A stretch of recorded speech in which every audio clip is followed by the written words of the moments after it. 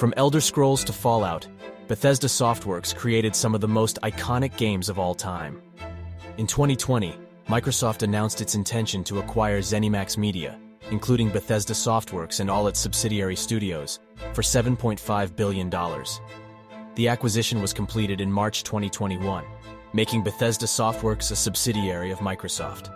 It remains to be seen how this acquisition will affect the direction and culture of Bethesda Softworks, but Microsoft has stated that it plans to allow the studios to continue to operate independently while providing them with additional resources and support.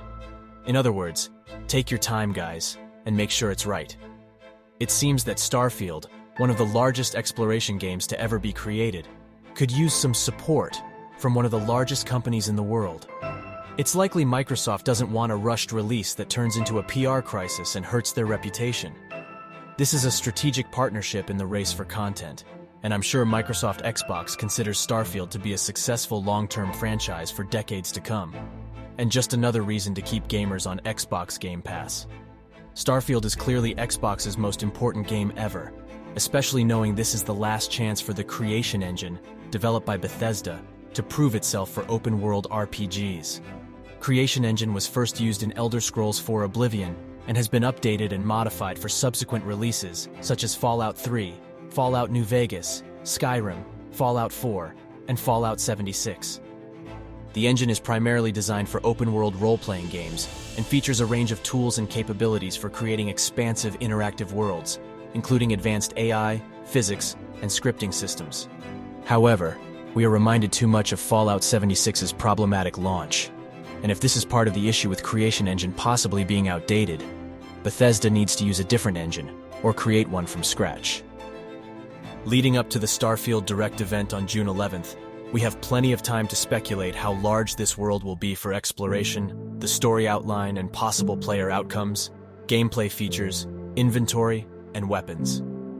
What really captures our attention to this game in particular is the promise of vast exploration opportunities and the sheer size of its world, aka 1,000 plus planets. The question we have is, how much do we trust in Todd Howard's words, sometimes known for overpromising and under-delivering in the past? With the most recent example, before the release of Fallout 76 in 2018, Howard hyped up its online multiplayer features, claiming that it would offer a completely new Fallout experience. However, upon release, the game was plagued with numerous bugs and technical issues, and many players criticized its lack of content and depth. Another example is the release of Skyrim in 2011.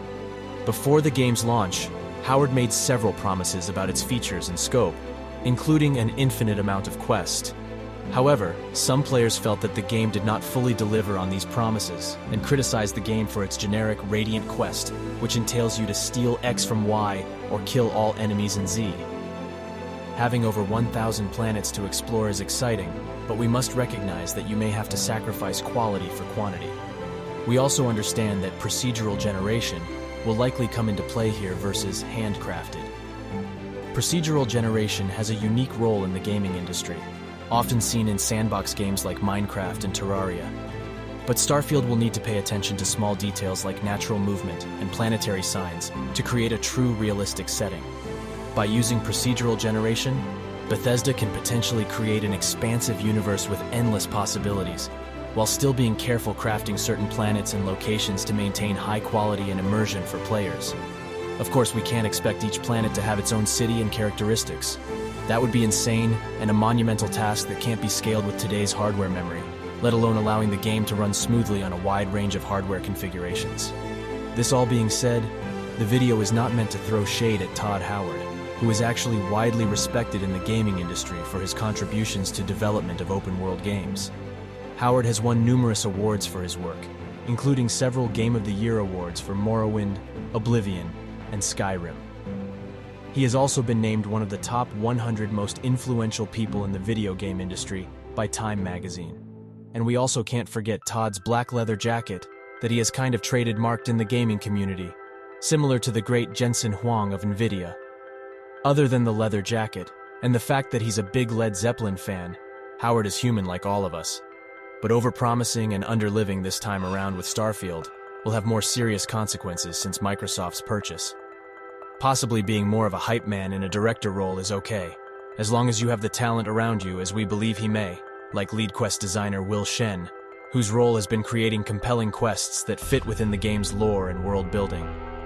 To the respect and credit to many YouTube creators that have literally zoomed in on the game being played by lead producer Tim Lamb on the couch behind the Todd Howard announcement. From analyzing every single angle to every single second of the trailers and gameplay footage, we thank you for providing such detailed videos. Links are in the description, and we recommend checking out these videos if you haven't already. Some of the details learned in March include the design of the ship, the cockpit view, the design of the spacesuit, the appearance of planets, the sign of the space station, the holographic display, the use of ray tracing, the level 75 enemy, and the appearance of the anti-gravity gun, to name a few. We got some exciting images of helmet inventory with stats for protection against different hazards, and we got a look at the game's looting system appearing to be similar to Fallout 4's, with little info panels showing the contents of lootable crates. Leading up to June, you can rest assured there will be plenty of rumors and leaked anonymous information coming out each day. For example, a well-known Redditor fan posted a thorough debunking of the possibility for atmospheric flight feature, using screenshots from the Starfield gameplay reveal, and that traveling between star systems and landing on planets is going to be handled with loading screens. And just lately, we have the alleged Starfield-themed Xbox Series X controller that leaked online, only finding out it to be a custom one made by a fan. In conclusion, even though it's not one of the games I'm most excited about releasing in 2023, the buzz surrounding the game's delay and Todd Howard's recent announcement has added to the drama. The game is definitely going to be the most anticipated release in 2023 in our opinion, offering players the most expansive open world to explore in history. While there will be many more rumors and possible leaks leading up to Starfield Direct event on June 11th, we are hopeful that this game will end up living up to Todd Howard's hype. We do want to believe. Thank you for watching, and please subscribe so we can continue to cover hot topics in the gaming world. In the comments, let us know what you think. Is Todd Howard going to disappoint fans by overpromising and under-delivering?